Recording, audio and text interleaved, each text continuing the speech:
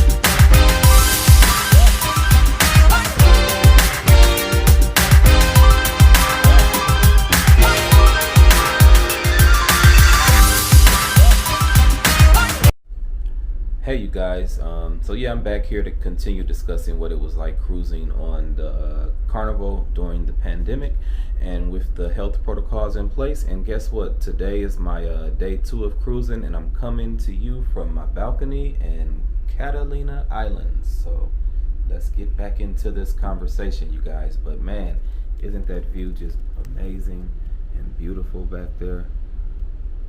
One thing I love about cruising and just traveling, all the nice views, especially when you're cruising and you wake up or go to sleep, having a balcony view. So things weren't too unusual for the check-in process. It was actually pretty smooth because there doesn't appear to be that many people cruising on this ship, which it is a smaller ship. I believe it has a capacity of like a little over 2,100 is the normal capacity. But there's not that many people on this cruise ship, so getting through the check-in process was pretty much a breeze. So we did have to just show our printed out boarding passes to actually enter the terminal, and then within a few feet of entering the terminal there was a small line, and then they had individual tables, and the Carnival representatives would just hold up a number, and then they would direct you to a table. And at that table, pretty much what would happen is they would verify your immunization status by looking at your immunization card from the CDC if you're an American. Then they would look at your either your ID or passport information just to verify that it matches your boarding pass. And then the next thing they looked at was your actual COVID-19 test. Like I said, we took our test at CVS, a local CVS area in Milwaukee, and we did the rapid test, which is supposed to be a rapid antigen test. And all I did was screenshot it my results, and I was prepared if I had to click the link and follow the link to show them there, but that's all they had to see was just the screenshot, and saw that it had the negative test results, and they used that, and then we were able to walk on and get in line to continue the check-in process. So then after that, we had to go through the metal detectors. One thing you always want to remember too, if you're bringing like your 1 bottle of wine or champagne, you have to take that out of your bag that you leave at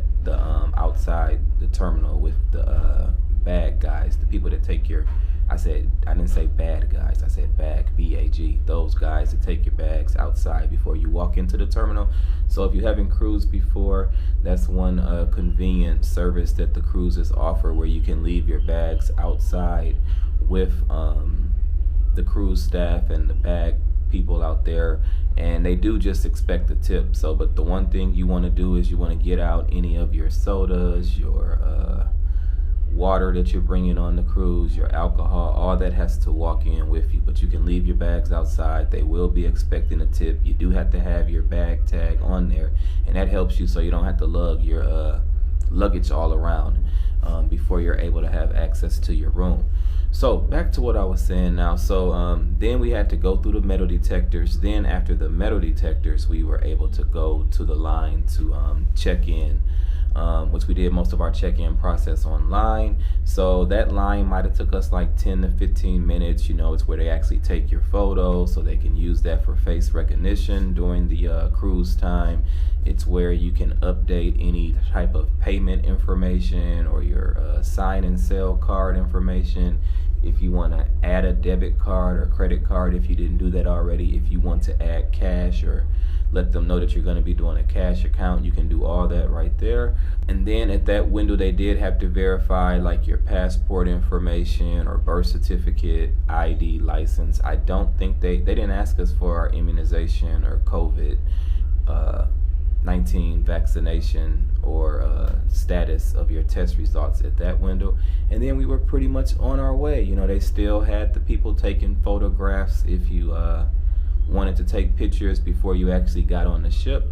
And then once we got on the ship, we just showed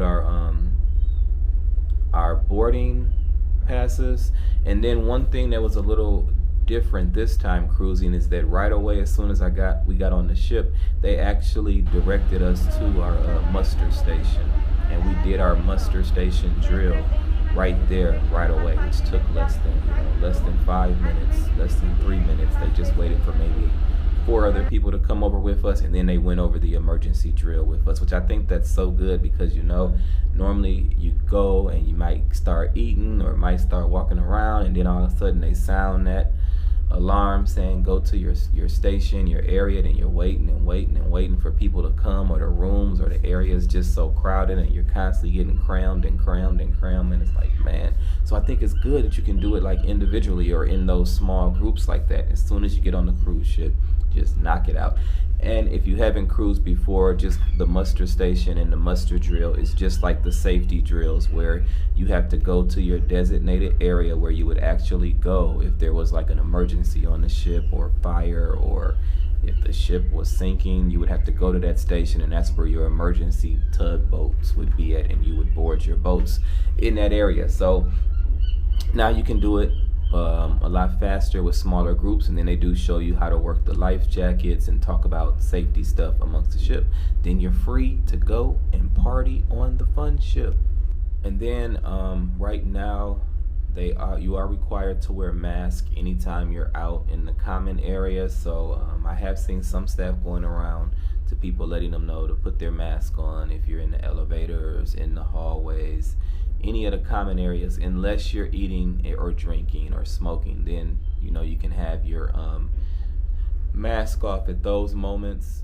Yeah, so eating, drinking, smoking, those type of situations, you're able to have your mask off. I guess if you're swimming in the hot tub, you are able to have your mask off. But during all other times, they do expect you to have your mask on. One thing that I didn't know what to expect, which I asked one of my clients that cruised 2 months ago on the Carnival Vista if they were able to serve themselves, and she told me yes. 'Cause I know at one point some of the cruise lines weren't allowing people to serve themselves at the buffets, but at the buffets you're able to serve yourself and get your own food. You're able to still get your own drinks like coffee, tea, juice. You're able to get all that stuff, ice, water, on your own. You're able to get your own plates, your own silverware, things like that. You can still do all that on your own while you're here on the cruise ship. They're actually still doing things like liquor tasting, karaoke. They still have the whole same carnival feel, from the sail away party to the theater shows to the club is still open. The teen clubs are open, the water slides are going. So it's just pretty much like your normal carnival cruise. It's just less people on this ship that I'm on, and then you do have to have you have to be vaccinated, and you have to have a negative COVID test before you come on. We're vaccinated, so we had to have ours 2 days before travel, and I think that if people that are traveling that are not vaccinated have to have it 1 day before coming on the cruise ship. Now, they haven't talked to us yet about the new requirements that America is going to be requiring, that everyone has to have a negative COVID test within 1 day of returning to the country. They haven't made any announcements about if we'll have to do one or if they'll have that set up for us someplace on board the cruise ship. And like I said, we're in the Catalina Islands today, beautiful Catalina Islands. And right now for this port, there are no restrictions as far as us being restricted from getting off the ship and walking around by yourself. So we can get off the ship and walk around on our own, or you can still book excursions through Carnival. For this port, we didn't book an excursion through Carnival. We're just going to go out and explore. But for our next port, which is Ensenada, we did actually book a excursion through Carnival, which will be showing, I guess, the top 10 things in Ensenada. So we're going to be doing that tour, looking at the top 10 things to do in Ensenada. So check out that YouTube video. On the last day of the cruise, getting off the cruise ship was very easy. You did just have to get bag tags the night before on your own in the main atrium to put on your luggage if you wanted to sit your luggage outside your room for the cruise staff to take your luggage off the ship, and then you pick it up outside in the terminal. I'm not sure, but even with the new rules and health protocols, we did not have to do a COVID test on our last night of the cruise, or we didn't have to show a negative COVID test to enter the United States. We didn't get any type of declaration forms to fill out to give to customs as we came back into the country. And also, we only had to go through like a face recognition area, and then that was pretty much it. And we were back in the country with no border patrol contact, I guess. And I learned my lesson on the day of the cruise to not mess with that Uber. And believe you me, we signed up for that Carnival transportation for, I think it was about $29 to get us from the Long Beach port to LAX.